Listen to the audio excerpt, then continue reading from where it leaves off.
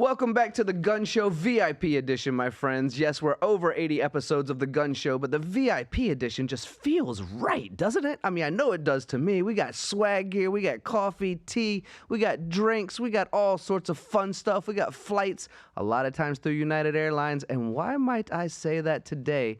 And why might in the center of my screen, which you can't see just yet, is my million-mile recognition, which I'm super stoked about.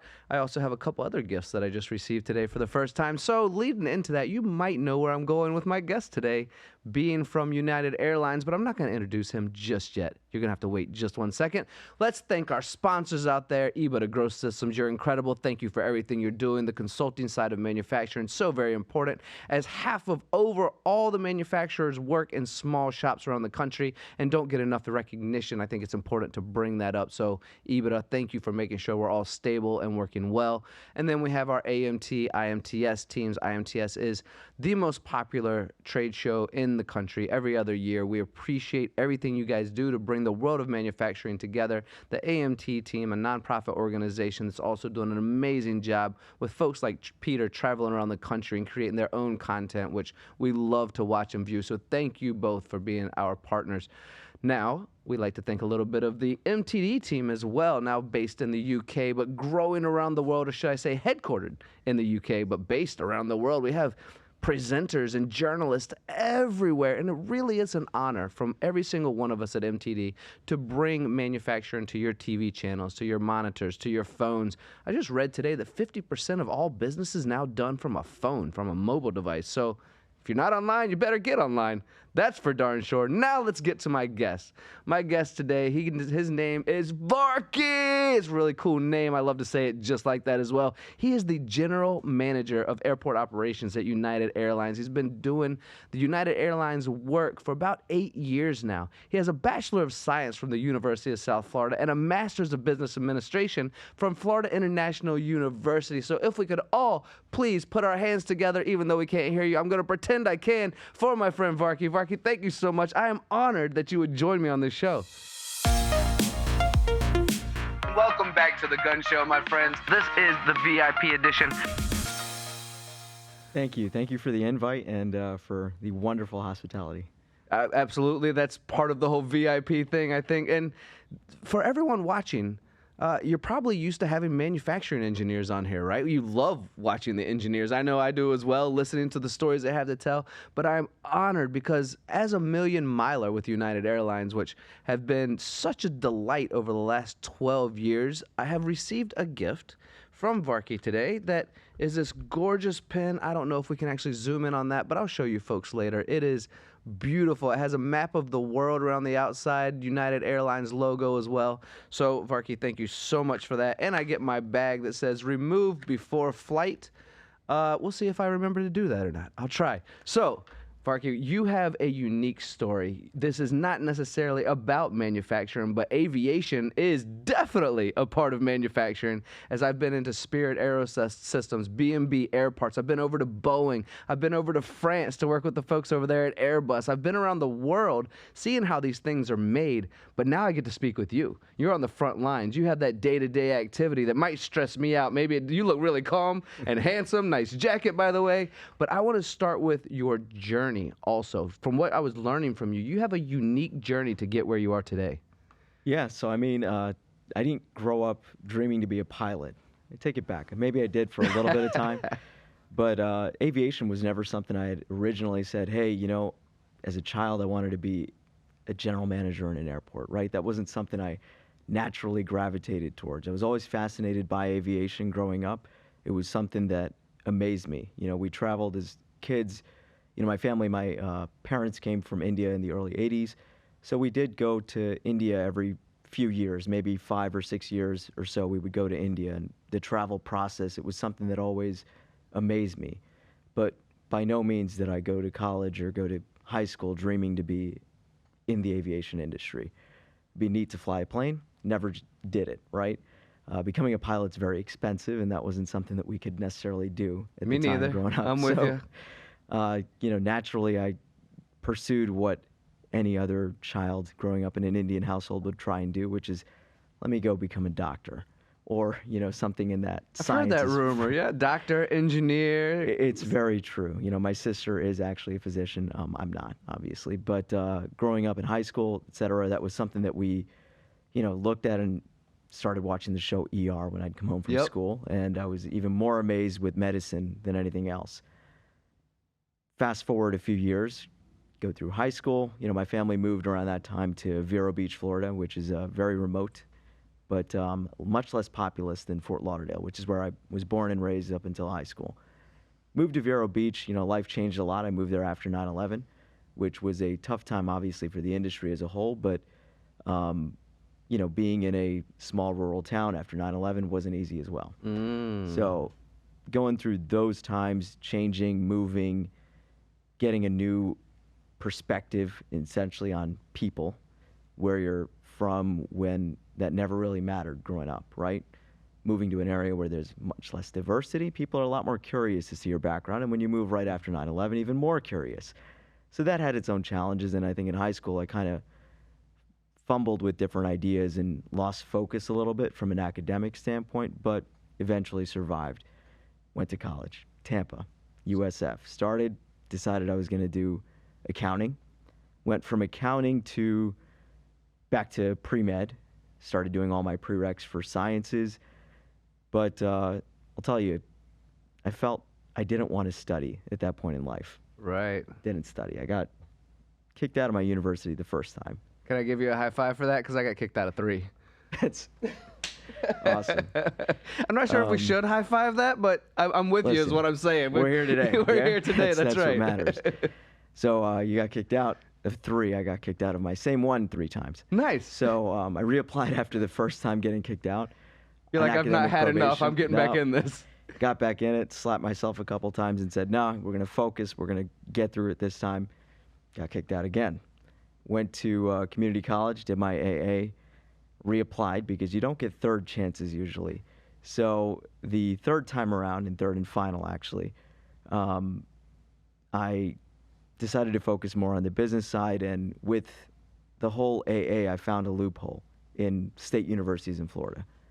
If you were going to apply for something called academic renewal, and if you didn't have as many bad grades, you were able to get reinstated into the university and also have a blank slate, clean slate in terms of your GPA.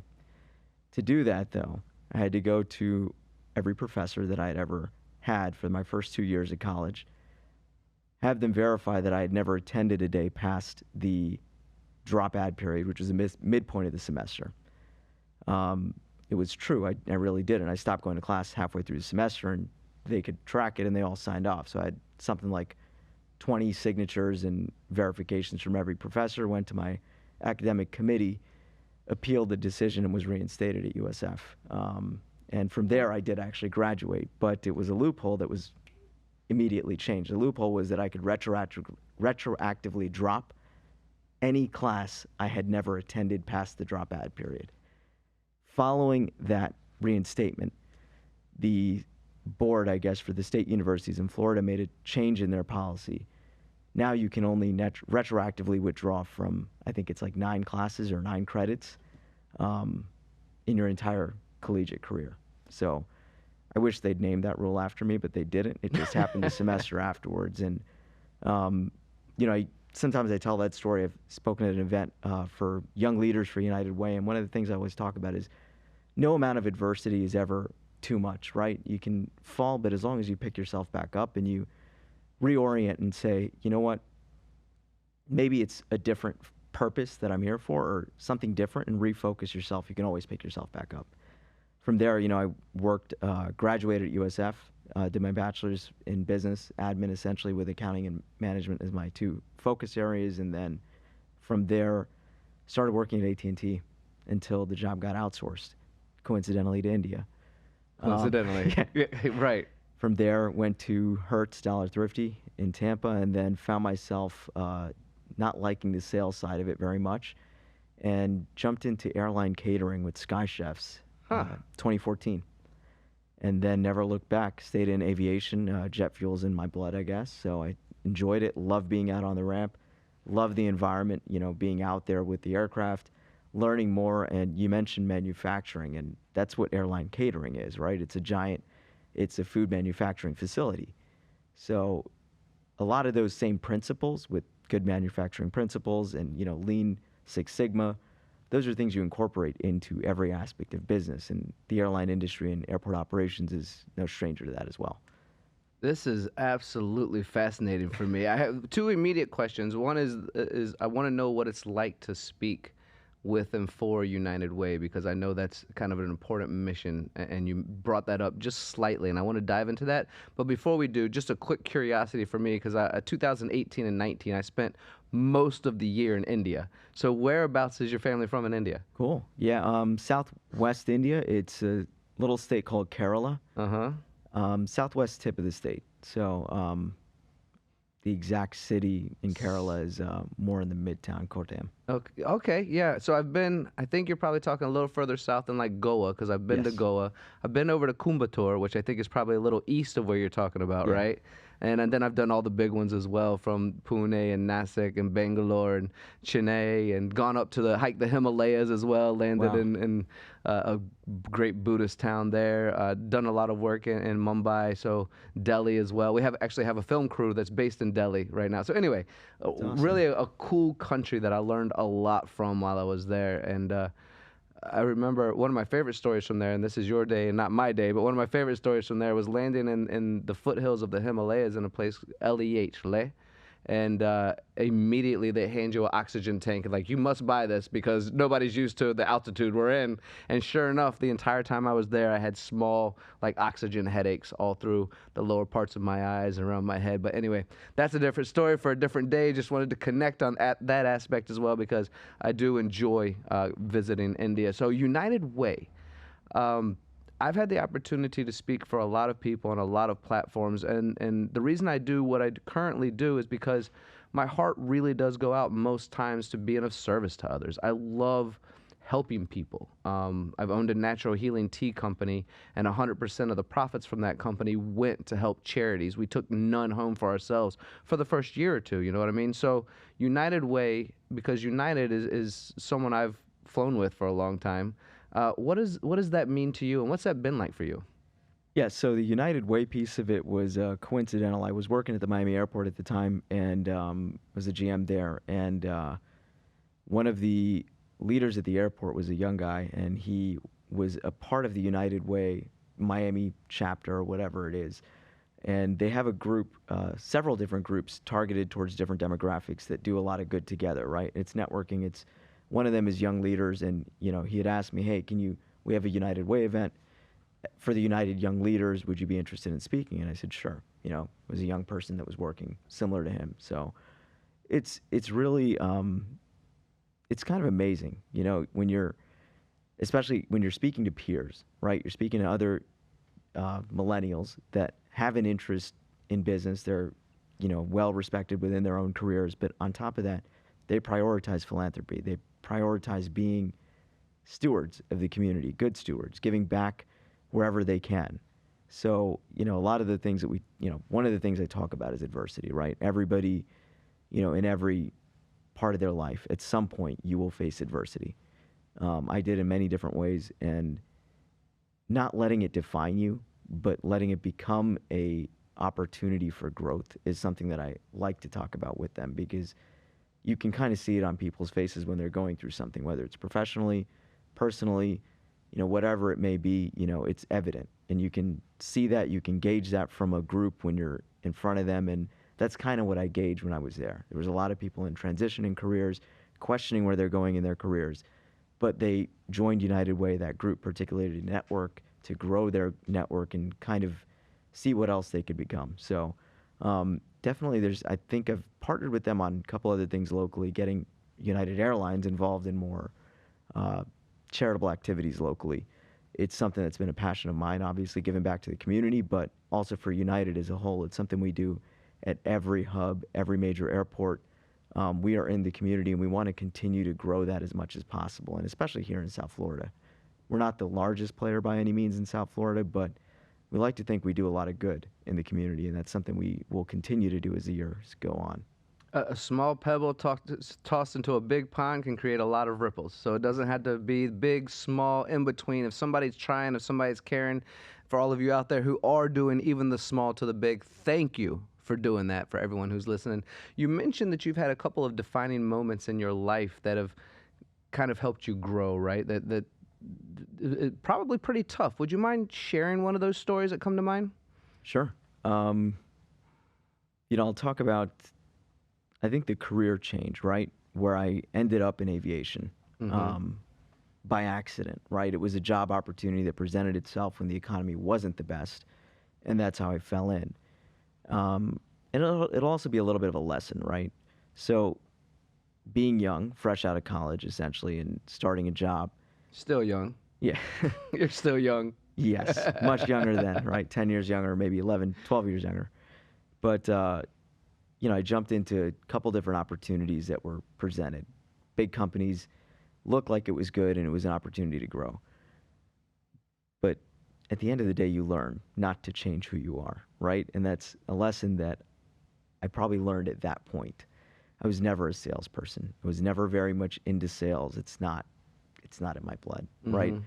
Very much an operations person, not so much a salesperson. But, I got into that job. It hurts. And it was something that wasn't necessarily interested me, but it had good benefits. It was an opportunity to learn something new, and I never shied away from it.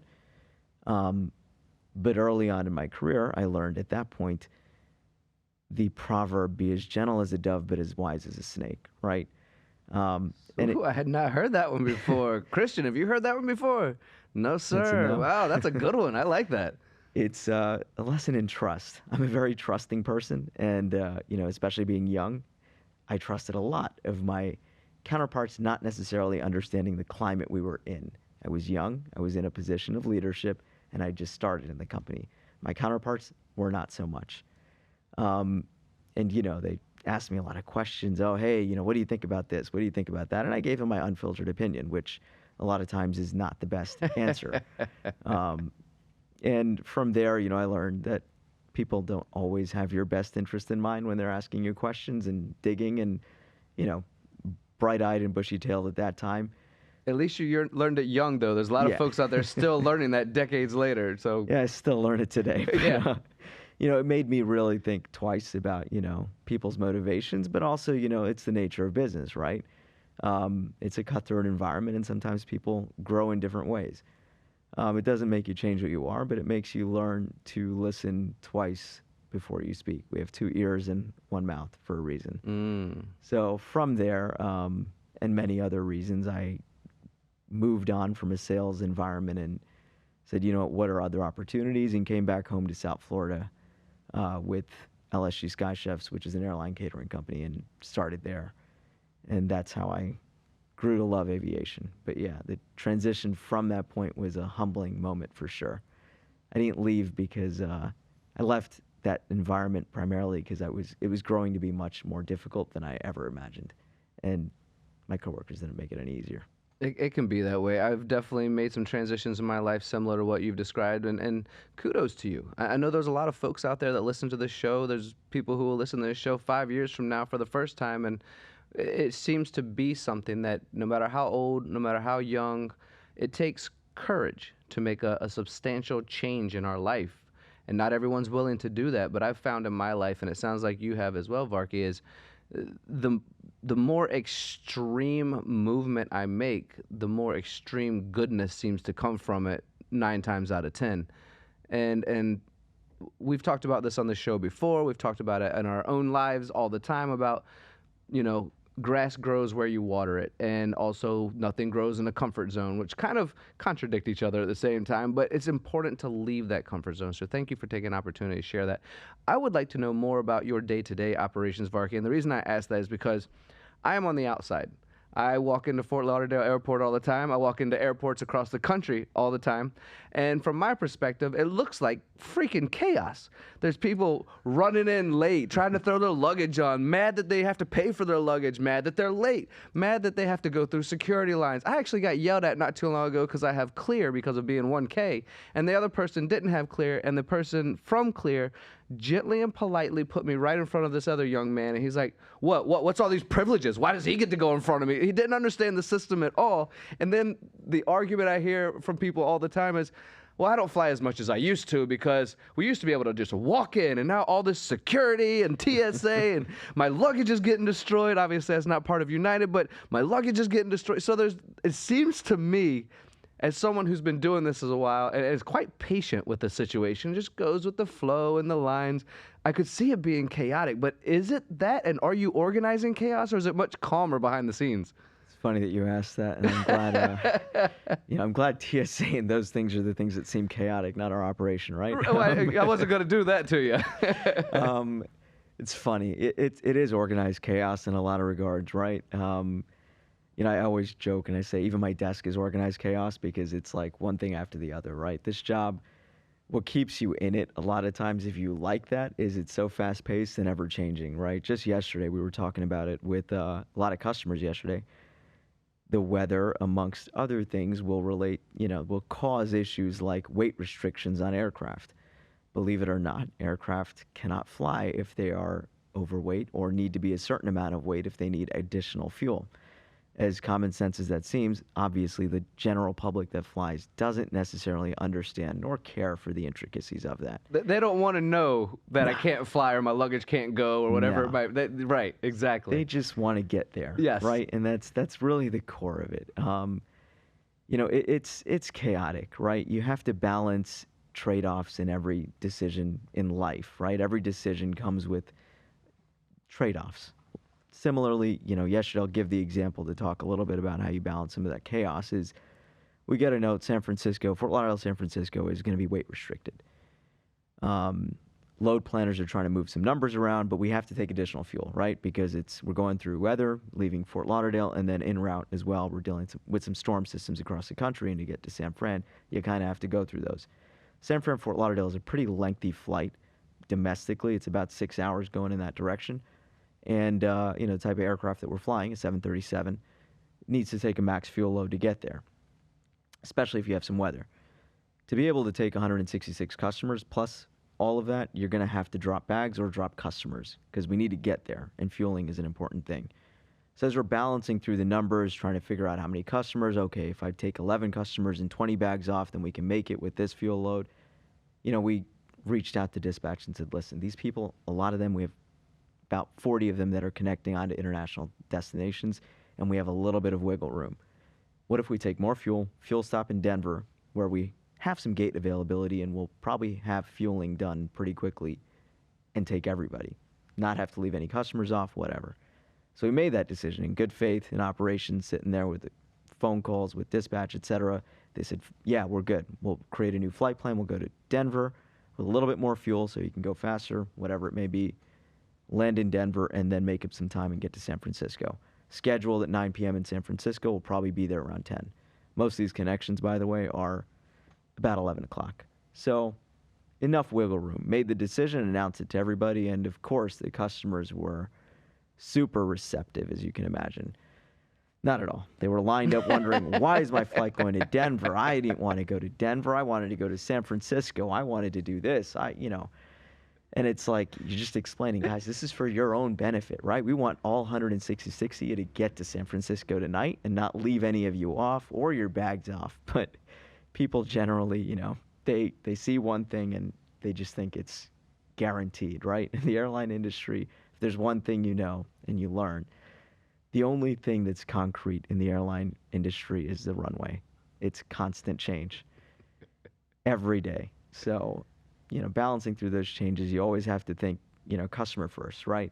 You got to prioritize the customer journey. And a lot of that is, balancing some of these trade-offs, right? Where do we get the most, and can we do the most good and the most benefit for the customers? And day-to-day operations, I mean, you've seen it, you travel enough where flying through Newark, a lot of times, especially 2019, 2018, you were guaranteed delays in the Northeast because of congestion of the airways. And it's something that every airline sits there and thinks, how do we minimize the impact? And a lot of it, people don't necessarily recognize that, but a lot of airlines are not as big as they could be in the Northeast because you have to balance customer experience with growth. And it's a big decision to make a lot of times. And, I think United's been very vocal about it, but we've made decisions in the Northeast to benefit the customer experience more than, the bottom line in a lot of cases. We could be larger, but you're going to be guaranteed delays, right? And we don't want to do that. It's already frustrating enough when you're flying and you're delayed. Let's not make that a lot larger of a problem.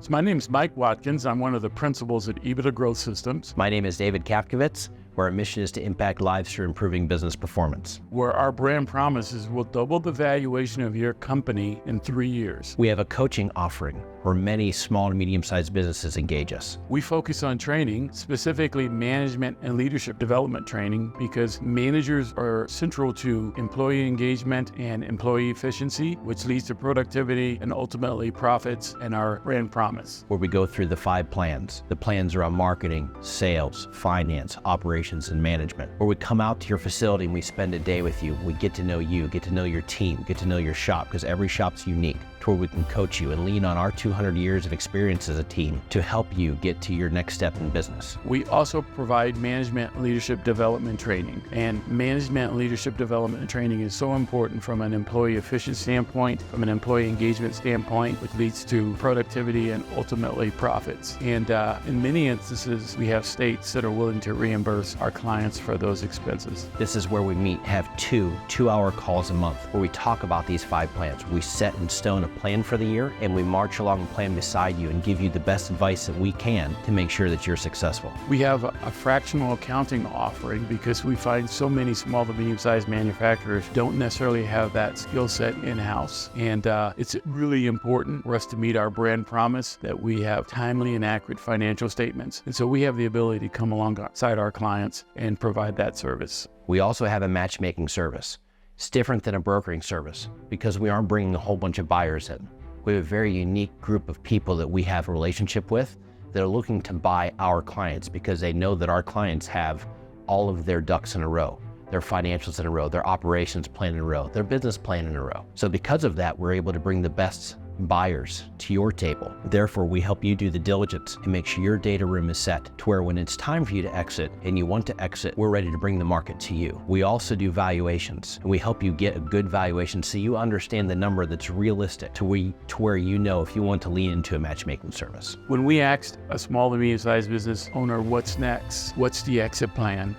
Oftentimes they don't have an answer, or if they do have an answer, it's not well thought out. So we provide succession planning services, and the end product for our succession planning services is a succession agreement that can become part of your operating agreement, be given to an attorney for estate planning and so forth. So a very comprehensive offering for succession planning. We have 5 primary offerings: coaching, training, fractional accounting, succession planning, and matchmaking and valuation. I am feeling a bit enlightened today. Audience, did we learn something about the air? I mean, I know I just did. Holy moly, because you're right. I mean, as a customer, I'm certainly sitting in that chair, and for me, it just becomes happy hour. You know what I mean? Like, I go straight to the United Lounge, a glass of wine. I'm like, well, as long as my luggage and I arrive before I got to start filming, so be it. Delay me. I don't ever get upset really anymore. Well, thank you for that. Of course, of course. But I do see the shortness of fuses that a lot of people have because of the expectation that we purchase something and this is where we're supposed to be at a certain time without ever taking in consideration what you just described, which now to me, I didn't know it before and I was already patient, but now to me that makes all the sense in the world.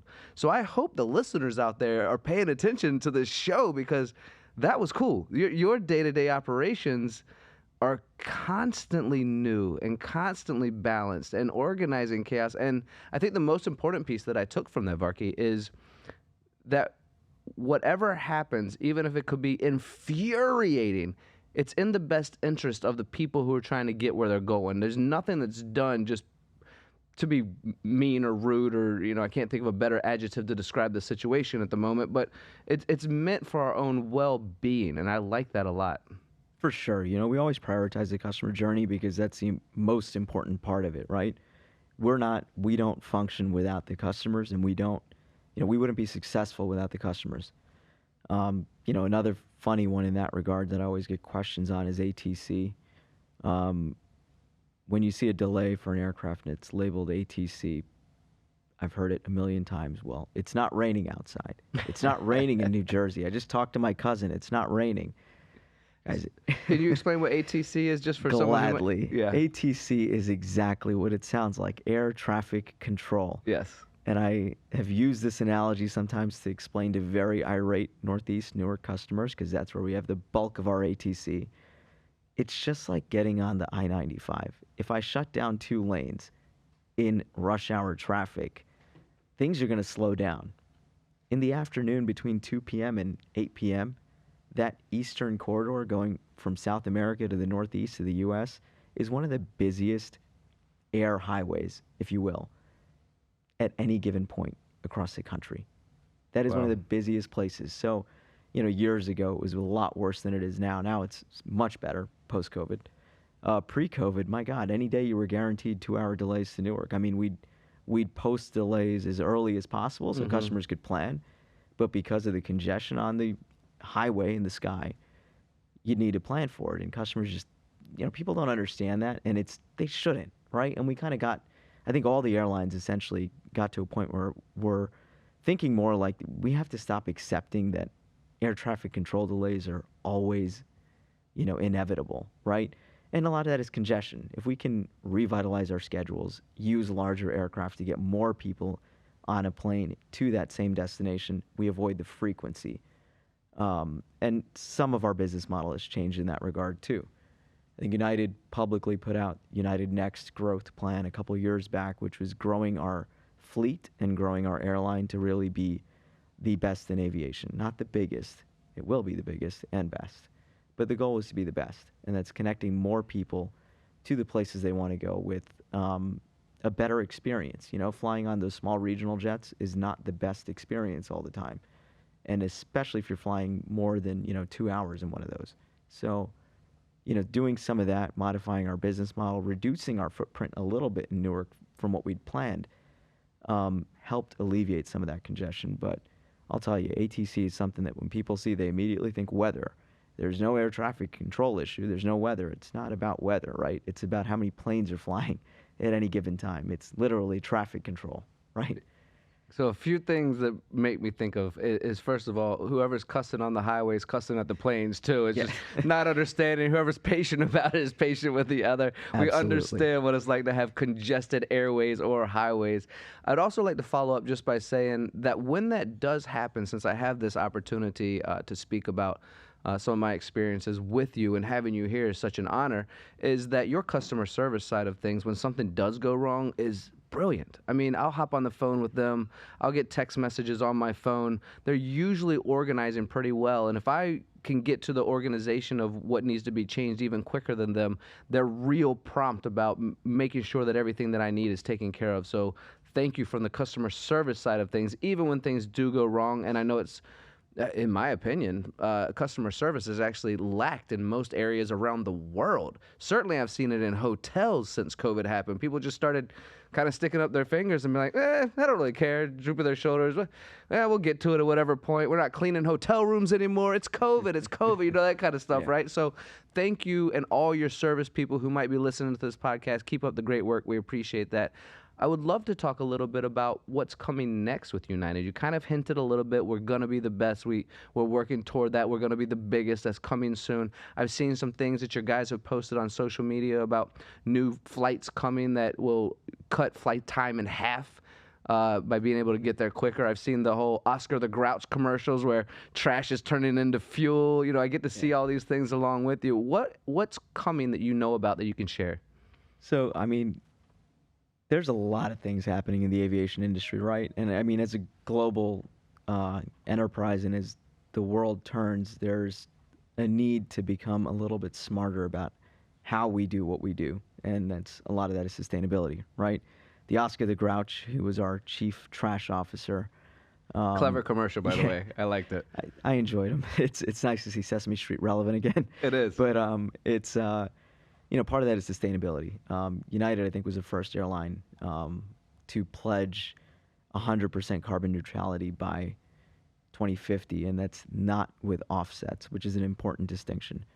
A lot of companies go out and say we're going to offset our carbon footprint by, and that's not the same as saying we're going to be carbon neutral, which is emissions, cutting emissions. Electric aviation is something we've talked about and invested in heavily. And boom, supersonic is something that's still yet to come, but it's on the horizon, hopefully. These are all ways to be more creative about how we get people to places, but still, prioritizing the customer experience, but doing it in a way that doesn't harm the environment. We've invested directly in carbon sequestration, taking carbon out of the air, carbon dioxide out of the air, and converting that into carbon and storing it in a way that doesn't damage the environment. So these are ways that we kind of lead the pack, really, in being a leader of the industry, and really for a lot of corporations that are not just in aviation, right? United can lead by example in that regard, and I think we have made those commitments. So, touch a little bit on electric aviation. We've invested in Archer Aviation which they have basically electronic vertical takeoff and landing, I think is what it's called. That sounds cool. EVTOLs. Essentially, it's like an air taxi, right? And the concept in what we've said we would launch was in New York, basically getting people out of New York City into Newark Airport much faster and avoiding the congested roadways.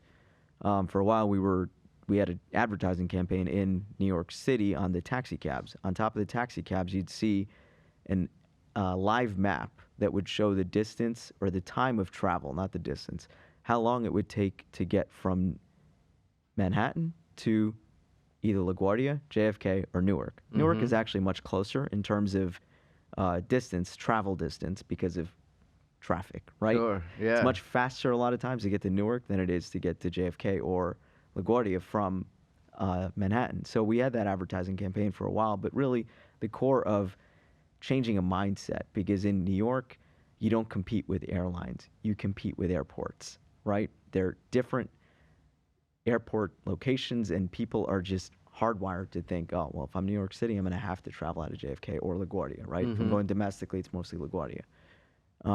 Changing that mindset a little bit. So we kind of, taxi cabs in New York City had live maps showing, hey, it's faster to get to Newark. Take Newark, fly out of Newark. In addition to that, now another thing, because that's a market that's really, really important to every airline. Every major airline has some sort of a hub presence in New York, right? And for us, it's Newark Airport, unfortunately, New Jersey, but it's actually closer, or faster. I shouldn't say closer, faster.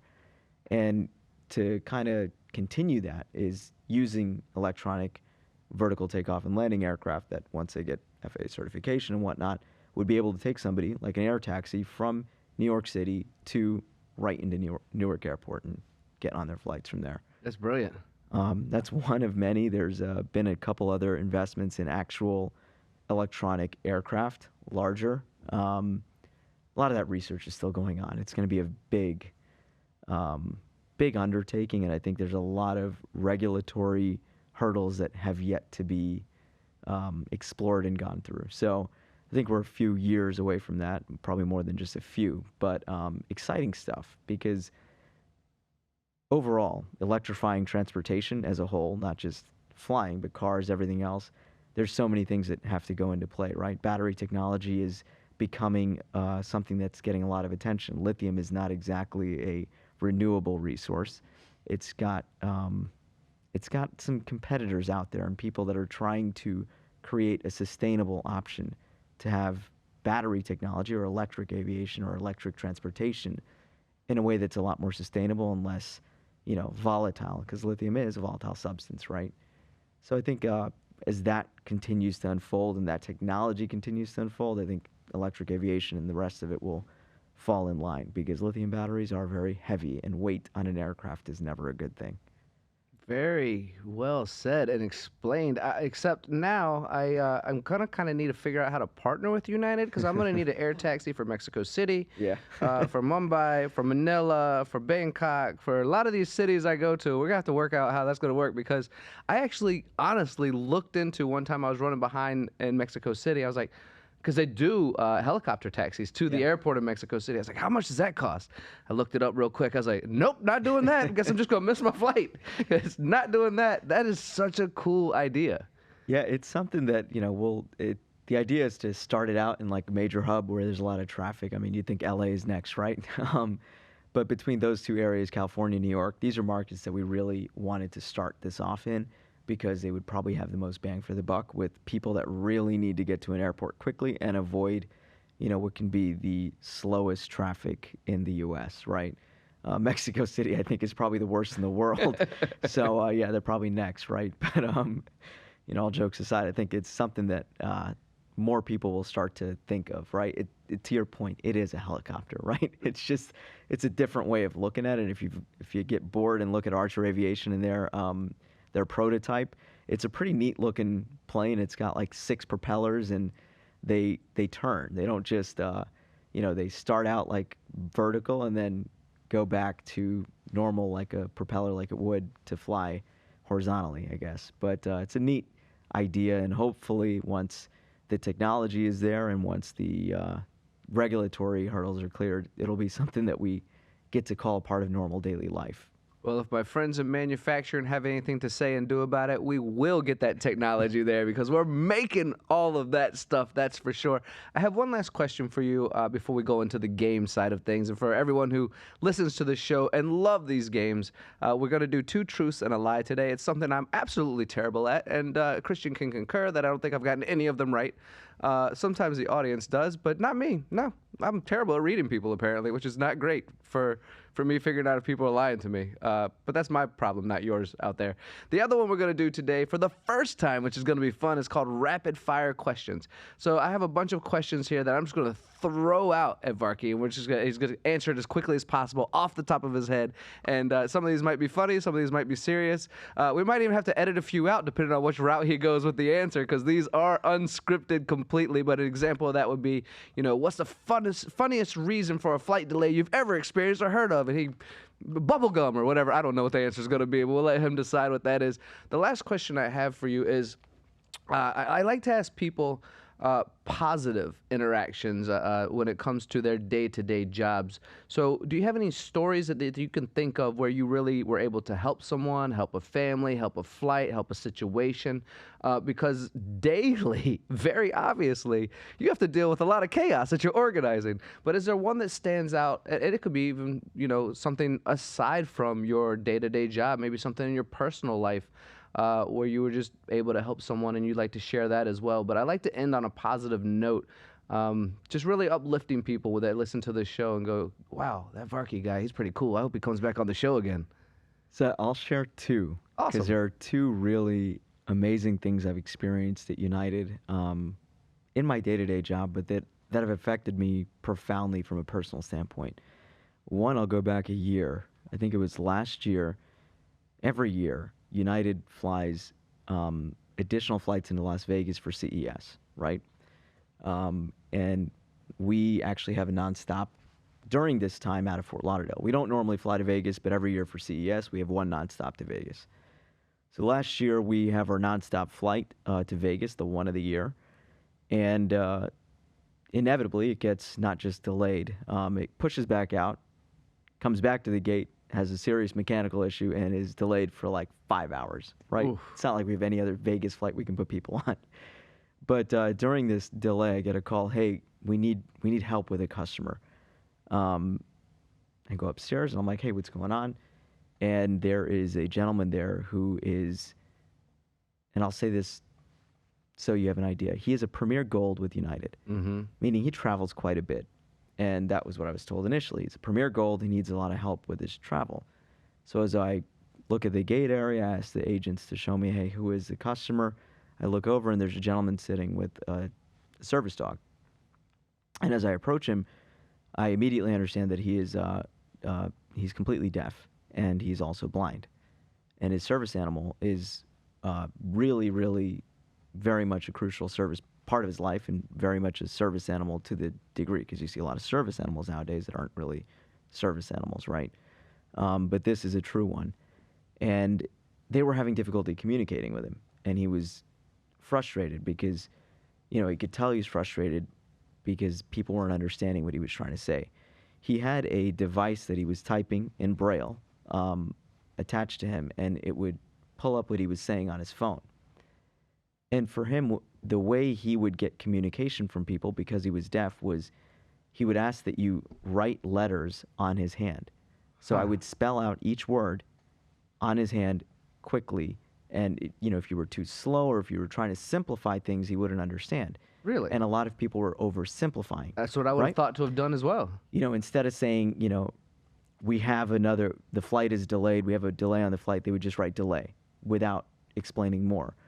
And the more as I interacted with him, I started to understand that. And so I was talking and communicating in full sentences with him. He was replying. I said, hey, how about let's get you some food? So we went to the Rocco's Tacos in Terminal 1 and ordered food, everything. I was writing on his hand the whole time.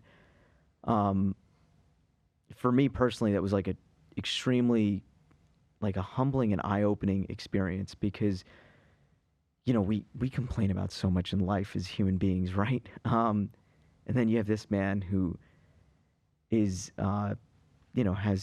he's blind and he's deaf, and completely, he's not hard of hearing, he's completely deaf.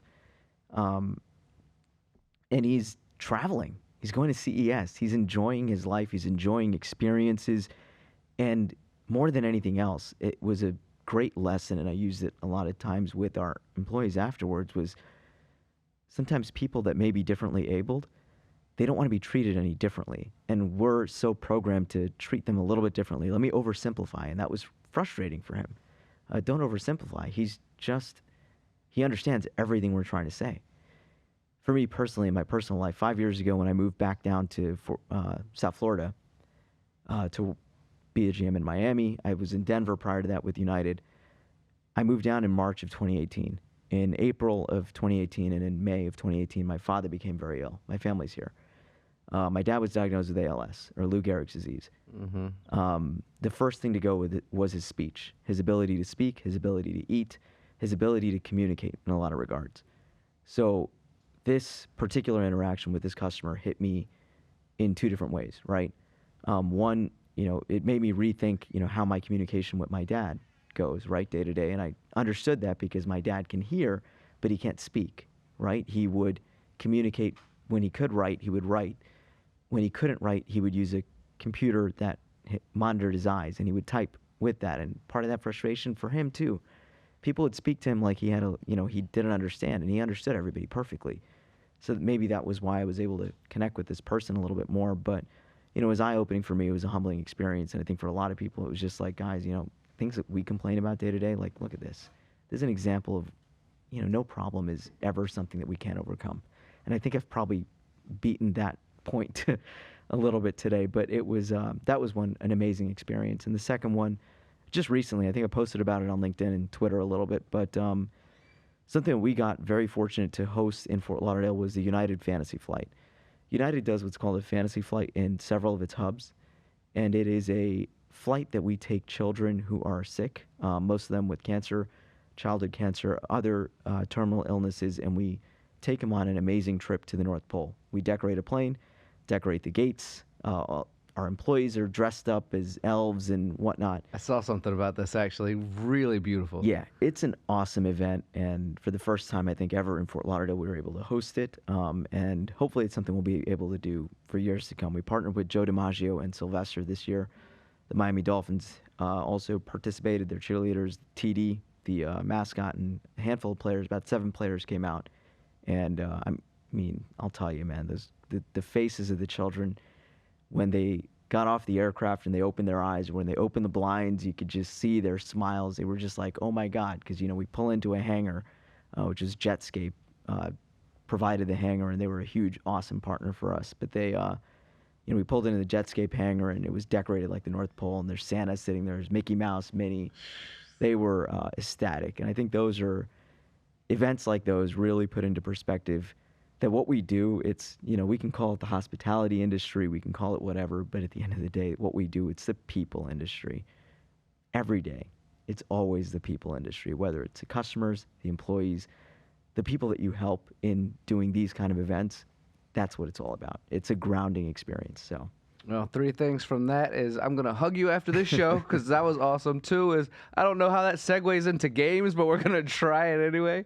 And then 3rd, by no means am I a Miami Dolphin, but if there's anything I can do to support any of those projects on the behalf of MTDCNC and myself, we are happy to do it. For sure. More than happy. So let us know. All right.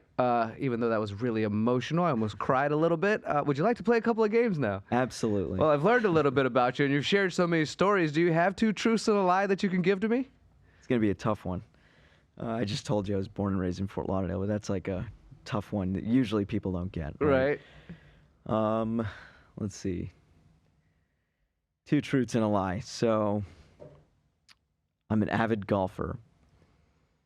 I am an avid boater, and I play 3 instruments. Christian, you remember our guest just the other day that had like a 7-minute story for every single one of his 2 truths and a lie? This one's so much shorter and easier. I don't know if he's lying or telling the truth, but it was so much shorter and easier. I'm going to go with you are not an avid boater. No, I am an avid boater. I never get this right. Not ever. I'm not an avid golfer, though. Oh, okay. You are an avid boater. Yeah, and I Okay. do not really play.